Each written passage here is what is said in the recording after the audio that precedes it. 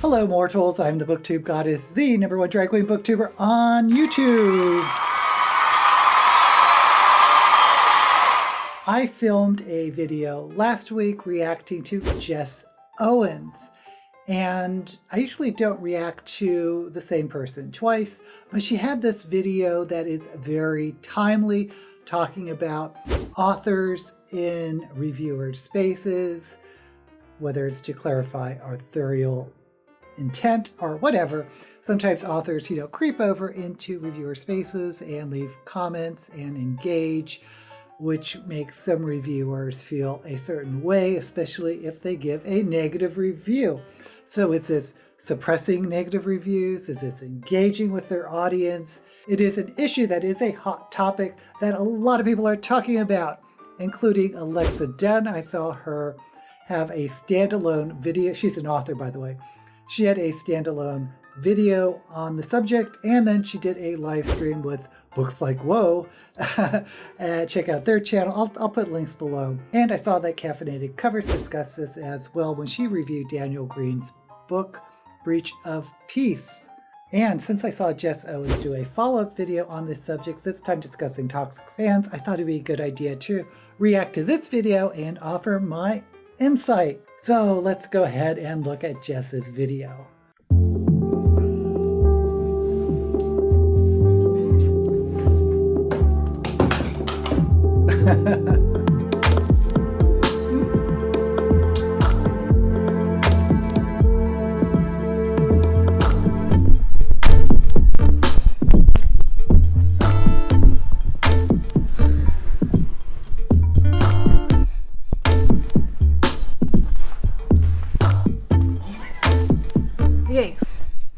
Hey, hi, hello, welcome back to my channel. My name is Jess, and this video is a little different. So, looking a mess per usual, don't mind that. So the title does say book CommuniTEA, but this is going to be different than my normal Tuesday video. Whereas this is more an anecdotal discussion that I'm going to have. And normally it's, here's what's been happening, here are the receipts. So you can see tweets and reports or whatever that reference what I'm discussing, but this is more a discussion, and for many reasons, because it's kind of just, I have questions that I would like to pose to you, the viewer, some opinions that I like to give, kind of a discussion I like to have, and also the receipts would probably prompt some people to go attack people, and I don't have time for that. I don't want to foster that kind of situation, because some people have already had enough negativity brought their way because of this ongoing situation. So you'll see as this video goes on, but okay, let's get it popping. Why am I sitting on the arm of my chair? I don't know. I just felt like sitting up here. So let's roll with it. So obviously the thumbnail says, why are fandoms toxic? And this is a legit question that I have, that I was trying to Google, and I couldn't find a solid answer. So why am I having this discussion? Well, this has been going on probably for as long as there's been bookish spaces online, honestly, because this is just something that breeds on the internet. It's, people can hide behind an avatar and their keyboard and they can say whatever they want.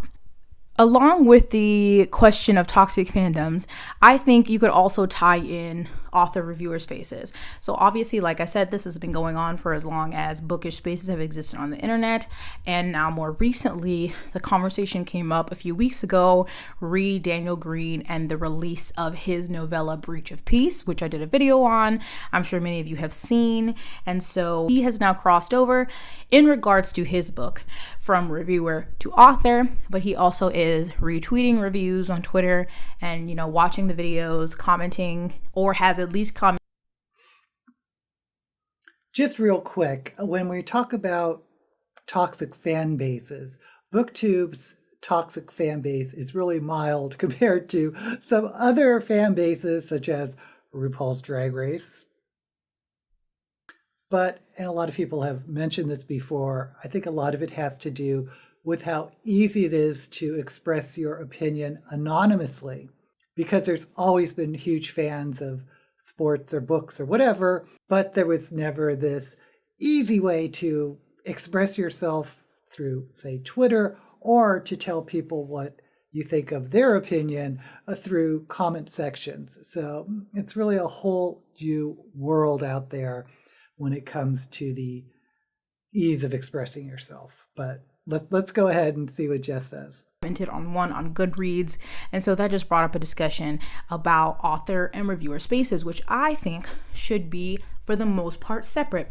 There's nothing that exists that's black and white. There's different instances where they can intersect in a really healthy way, but for the most part, like Goodreads, Instagram, YouTube, I feel like those are reviewer spaces where they should feel free to review books and not have the people whose work is being reviewed come in to their space and comment on that.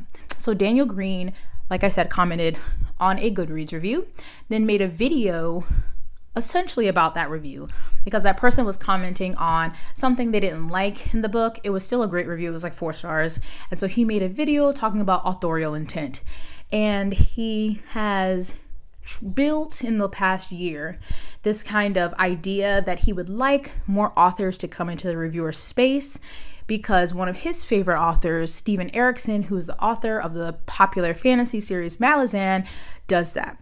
Steven Erikson likes to watch YouTube videos about his books, which is fair, and often comments on those videos. And he also is active on his Facebook page and sometimes shares YouTube videos there. Sometimes it may be positive, sometimes a little less than.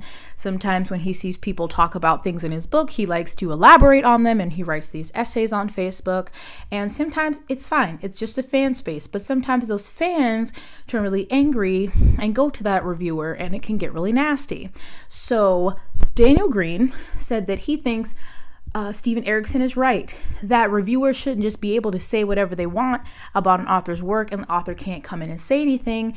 And so this, of course, would make it okay for him as an author to comment on other people's reviews of his book. So again, my opinion is that I don't agree with this. And obviously there are differing opinions. You've probably seen a lot of videos on this topic recently. There are some people who want authors in reviewer spaces and then some who agree with me who think they should be separate. For the most part, because in reviewer spaces, while there are a lot of people, and I think particularly in this instance with Steven Erikson in the Malazan series, the majority of the people who are very much team author in reviewer spaces are big fans of his, which makes sense why you would want him to comment on your video and say thank you or whatever, something positive. First of all, there's no such thing as booktube police. At least I hope not. But there's no gatekeeper that's ever going to stop an author from commenting on another video. Authors can comment on people's videos and not suffer really any consequences other than perhaps public opinion. So what we're talking about is just ethics. What are the ethics of authors coming into reviewer spaces uninvited to comment on their reviews? And the point I believe Jess is making is that a couple things could happen if it's a negative review. One, it could make the reviewer feel self-conscious and intimidated to post negative reviews, to give their opinion. And second of all, the author can maybe call down his fandom to focus on this reviewer and give them a hard time in commenting and trolling and doing all that nasty internet stuff. But one thing that I do, when I post a really glowing review of a book, sometimes on Twitter, I will tag the author. Like, for instance, I recently did a rave review of Tay Keller's When You Trap a Tiger, and then I tagged her in a tweet, and she retweeted it, which was really sweet of her. But basically, I was inviting the author to look at my review and comment on that review. And I probably wouldn't have had any issue if she commented on my YouTube video itself. But on the other side, it's really, really bad form to tag an author on a negative review, even if it's your own review. But it's really weird if you want to have an author comment on your negative review. It's kind of a good idea to keep those two worlds separate. So I kind of see both sides of the situation, because on Daniel Green's side, especially as an indie author, it's really a good marketing strategy to get as much buzz generated around your work, and by commenting on other people's channels and them commenting back, it could actually really help him with the sales of his books. So unless there's like a lot of negative blowback where people aren't buying his book or unsubscribing to his channel, I don't think there's really that much negative reinforcement for him to not to comment on videos about his book, which may make some people just not review his book because they don't want to deal with it. So I don't know. It's an interesting situation. Let me know in the comments what you think, but I want to hear more of what Jess thinks. If you are a super fan, you love the series, you probably comment something positive on your YouTube video and that makes you feel good. I'm not gonna lie, like I understand that part, because when you're a fan of a book, most likely you're a fan of the author. So them watching your video that you created, them saying thank you or whatever other positive thing will make you feel good. I get that. However, it's not always going to be positive for every person. And so more often than not, it's just better that authors not come into these spaces, because there have been from mild interactions to some really extreme nasty situations with authors and reviewers. I can't think of her name, but there was the author, I think young adult author, who went after this girl online, and I think she stalked her, like went to her house. Obviously, that's very extreme. I heard about this. If you've watched any of my book community videos, you see often that authors who aren't tagged in reviews sometimes insert themselves. They're looking for their reviews and they get upset about. See, notice she said that aren't tagged in the reviews. I think if you tag the author, you're inviting the author into your review. But again, it's really bad form to tag authors on negative reviews.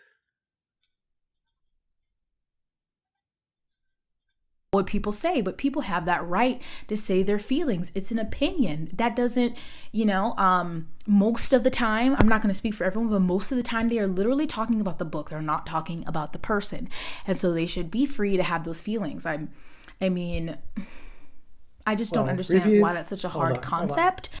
Reviews rarely talk about the author. At least reviews that I've seen rarely talk about the author, unless maybe it's like an own voices or biographical situation where it's relevant to that the author is who he, she, or they are. But it's pretty rare to talk about the author, I think. Let me know down below if you disagree with that.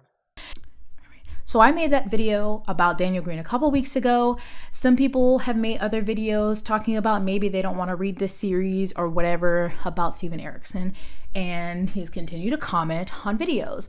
But after a recent video, he has decided apparently to step back from YouTube and won't be commenting on videos. He'll still watch, he'll still do his essays or whatever on Facebook, any author interviews or whatever, but just not commenting under YouTube videos, which was the only issue. So thank you for that. And so it seemed like great resolution. But then here come some, and not all, I'm going to say that again, some of his fans attacking content creators. Now, I commented to Jess already about this, but if you have a lav mic, one of those clip-on mics, you really shouldn't hold it where your breath can touch it. That's why it's meant to be like clipped or, away from your mouth. But it's really not my business how she uses her lav. Who said they didn't want to read his books for this, that, or the other reason. You honestly don't even need a reason. Sometimes somebody tweets things and I'm like, I don't like your tweets. I'm not going to read your book, and that's fine. You legitimately don't owe anybody a reason as to why you don't want to read a book. But people did give reasons why they don't want to read this book by Steven Erikson. That's funny because I've mentioned before in videos that I don't buy Orson Scott Card books anymore, even though I think he's a great author, but because of his stance against gay marriage and his opinions on homosexuality. And someone once commented under my video, well, that's taking food out of Orson Scott Card's mouth. And I'm like, wait a minute. I'm not obligated to buy his book or any author's book. I can make decisions on whether or not to buy a book based on anything. If people are forced to buy every book ever published just to support the authors, we'd all go bankrupt really quickly. But it would help the authors out. As well as other people, and some of his fans attack them. And that's what I don't understand. Where I'm getting into the concept of toxic fandoms. And I'm not saying the Malazan fandom is all toxic or the only one. I asked people on Twitter and on Instagram toxic fandoms that they have encountered or interacted with. And as I've covered in some recent videos, Sarah J. Maas fans are sometimes ridiculous. And when I just say fans, I obviously do not mean everybody. It's like not all men, not all fans. You get it. But they can be really nasty. I know it's popular to hate on Sarah Janet, but the people who love Sarah Janet also can take it a bit too far. There was the recent thing with fat shaming someone fan casted as a possible actress in an upcoming adaptation.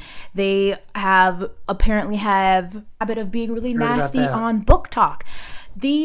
I just don't understand why your love for a series creates this rage within you to be nasty to other people. I don't get it. There's also Brandon Sanderson fans that are really toxic. I am lucky because I haven't really reviewed or done Brandon Sanderson specific videos on my channel. The only one that I have was my desserts and discussion where I'm baking and I was talking about the first 2 Stormlight books. So I think that since it had baking, it kind of warded off the super fans of Brandon Sanderson, because I had nothing but nice and respectful comments under that video, even if people disagreed with me, which is fine. I always love a discussion, but the people that I'm referring to that are toxic and go attack people on behalf of their fave are the people I'm talking about. And what I don't understand, I just don't get how you love something so much, and instead of just talking to people who love that and staying in that fandom and just talking about things that make you happy, since something you love should make you happy, you in turn turn that into rage and anger and nastiness and go attack people. I don't get it. And they're obviously... I think sometimes people love a work so much or an author so much because they feel that those books are part of them. They really identify with those books. So attacking those books or that author is like an attack on yourself, especially if you're young and you have real nostalgic feelings towards a book that you read when you were young or that you discovered when you were young. And I mean, into your 20s, that really has spoken to you. It can be so hurtful to have someone say, oh, that is trash. What you love is trash, which you're interpreting is, oh, that part of myself is trash. You're calling me trash. Let me tell you what I think of you. That's how I think sometimes that toxic reaction can create this sort of feedback loop, maybe in some people's minds. Pure speculation on my part. So many fandoms across books and comics and all these things, right? A lot of people reply Harry Potter fandom. And I don't know if they meant before Joanne or revealed herself as a TERF or after or both. Some people said Lord of the Rings. Some people are really gatekeepy with Lord of the Rings is the end all be all of fantasy. If you didn't read Lord of the Rings, you're not a real fantasy fan. So I've seen that. Some people said Twilight and I'm like, good grief. I'm a big Lord of the Rings fan, and I will say, in defense of my fellow Bilbo heads, that Lord of the Rings sort of set the bar for fantasy, and no fantasy novel that's been published since then probably would have been created if it wasn't for Lord of the Rings. So you don't have to read Lord of the Rings to be a fantasy fan, but if you are a fantasy fan, you may want to consider reading it because it is what started the fantasy genre off. In my opinion, don't come for me. So I understand fandoms and why people feel protective over something they love. They could have read it and it brought them out of a dark time. They could have read it during formative years. They could have made great friendships through the books. Yep. Totally get it. There's things that I am a fan of as well. I just don't get where it turns nasty and you feel like on behalf of this person, you need to go attack other people. That's where it doesn't make sense to me. And so this whole situation around Steven Erikson and Malazan has just become a hot ass mess, just to be honest. And some people feel like those who chose to voice their opinion, not to read his book, have bullied him off of YouTube. And it's like, well, one, he didn't have a YouTube channel that he stopped making content. He also said he still was going to watch the videos. He just is no longer going to comment on them, which is good. I understand that you love Steven Erikson. It's your favorite series. You want him to comment on your videos, but understand that overall, most authors don't do this, and for a good reason, because it can turn really nasty really quickly. And even if you personally don't know anyone who Steven commented on their video and they didn't express anything publicly about being upset, doesn't mean that didn't happen. So it's just been some really ugly behavior, and it's like all of these videos could really just boil down to, I'm a super fan of Daniel Green, so I want him to watch and comment on my videos. I'm a super fan of Steven Erikson, so I want him to watch and comment on my videos. That's all you need to say. Because like, okay, we get it. Yeah, that was just the whole thing about inviting the authors to comment, which is tricky on negative reviews because you shouldn't invite authors to look at your negative reviews. But maybe some authors would be into that. Maybe you can just say it in your video. Hey, Daniel Green, if you're watching this, please go ahead and let me know your opinions on it. But, And another thing, if an author gives you an arc, I think that's and you decide to do a review based on that arc. I don't know. That's a tough one. Is that giving the author permission to comment on your reviews? Because they gave you the arc, so they know you're going to do a review. So why shouldn't they then be able to comment on it? I don't know. This can be so complicated. But I think these spaces should be separate because, sure, everyone's reviews are biased. They're going to be biased based on just so many things. Yep. Your past, your lived experiences, your current experiences, all these, when you read the book, you know, they're always going to be biased. No one is saying anyone's review on YouTube is the end all be all, a determination of a work. No one is saying that we want to have this unearned, unequal power over authors because we want to talk about their work without them seeing it. It's like, yes, you wrote this book. I know a lot went into that. You published it, go you, because writing a book is hard. And then it goes out into the world. You put that art out there to be consumed and to be judged. And it's guaranteed, because we're humans, not everyone is going to like it, or they're not going to interpret it maybe the way you wanted them to. And that's fine for the most part. I think I said this in the video when I was talking about. Yeah, I don't think Jess is addressing the marketing strategy that authors may have. Maybe not Erikson, but Daniel Green is an indie author, and it's so hard to be an indie author. You know, your book's out there and no one is noticing it. No one is buying it. So I can kind of empathize with an indie author that will do whatever they can to get their book noticed. And like I said, there's no book to police. So if the author doesn't agree with Jess that it's not unethical to comment on other reviewers, there's nothing that's going to stop that author from reviewing those reviews. And if they get any buzz around it, maybe that will increase their sales, which would make it a positive reinforcement in that regard. So, because unless there is an enforceable ban that will actually stop authors from coming into reviewer spaces, it's probably going to continue to happen. And here's another thing that hasn't really been talked about, is that there are three parties to this situation. There are the authors, there are the reviewers, and there are the consumers, the ones who read the reviews and buy the books.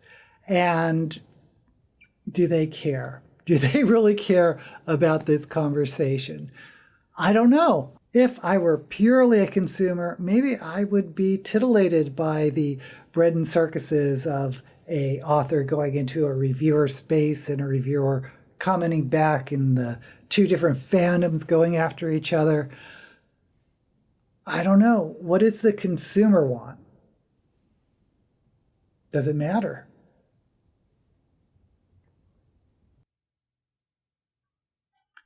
Okay. Daniel Green, but like, because he was saying, I would like it to become more normal. So maybe if people are misinterpreting something wrong or they're not understanding the author's intent, that they could clarify that. And while, my foot's numb. Oh my God. Hold on. Oh my God. My foot. Oh, shit. And so to me, that gets tricky because some things, if it doesn't come across a certain way, maybe you didn't write it as well as you should have. Other things, I feel like if you want to make a general statement or comment on, maybe if there has been a constant feedback of a negative portrayal of a type of people or a certain group or something like that, or something that's really harmful, that you're like, no, it's not meant to be that way, or here's my influence or something. I understand there's authors who do clarify things, maybe a tweet, they publish a newsletter, whatever way, but not to a specific reviewer. One person doesn't give a review, said they thought this, and this about this character, and then you comment and tell them, well, no, you're wrong. Here's this, and this. Don't do that. That's how they saw the book. They didn't like the character. Oh, well, move on. Here's the other 500 fan people out here on YouTube with their videos saying why Malazan is their favorite series of all time. So why? I just don't understand. And I will say to that a friend mentioned, and I will bring up, on his side, that Steven Erikson is older, so maybe he didn't understand really how these online spaces really work normally. So maybe he thought that was normal and only recently is seeing that people are getting upset about it and was like, okay, I'm going to step back, which is great. That's the point. We make mistakes, but we need to learn from them and change our behavior.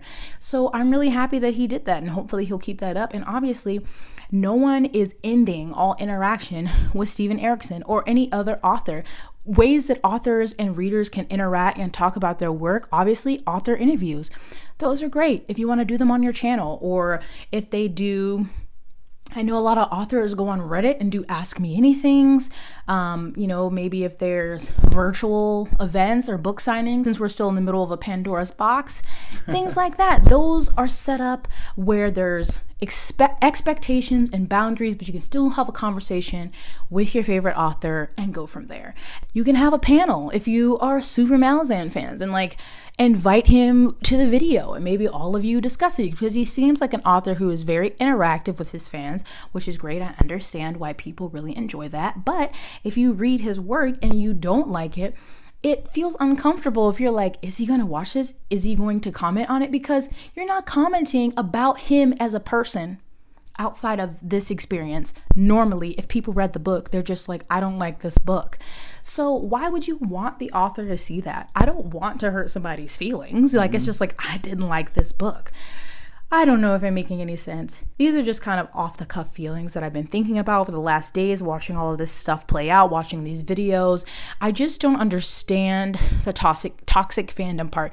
I have been really lucky that I haven't directly experienced any of these fandom things yet, but I've seen, it happen to other people, or other people told me experiences that they've had. And I also don't really exist in any super fandom spaces.